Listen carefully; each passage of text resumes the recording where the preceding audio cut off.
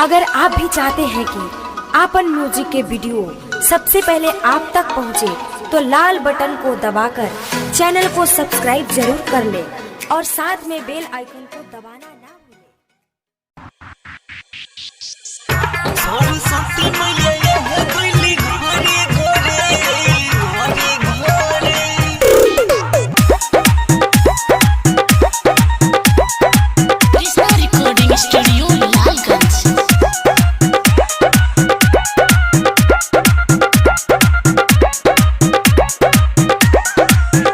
सरस्वती मैया यहाँ गइली घरे घरे घरे घरे। सरस्वती मैया यहाँ गइली घरे घरे घरे घरे। केहू आरती उतारे केहू दिया न के बारे, सरस्वती माई के ध्यान के खरे खरे।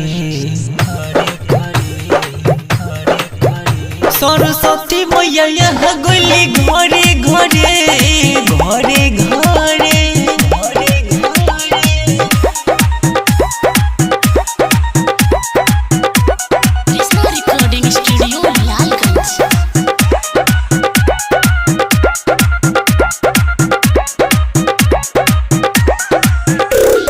हथवा में माई के बाबे हो बिना देखे दिहोलिया से बजबेले रोजीना।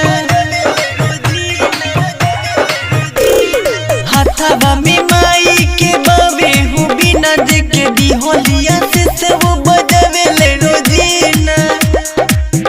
बारी हंसवा सवार सबके सुनीली पुकार, केहू छोटे होके चाहे बड़े बड़े। सरस्वती मैया यहाँ गइली घरे घरे घरे घरे। सरस्वती मैया यहाँ गइली घरे घरे घरे घरे।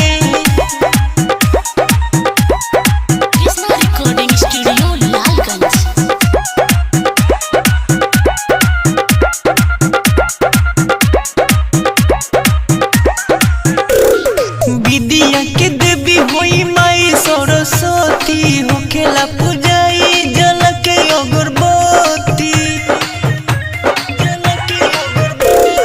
विद्या के देवी होई माई सरस्वती, होखेला पूजाई जल के अगरबत्ती। माई फिरली नजर हमारे से के ऊपर, गाना गावतावे सोने लाल के जरे जरे। सरस्वती मैया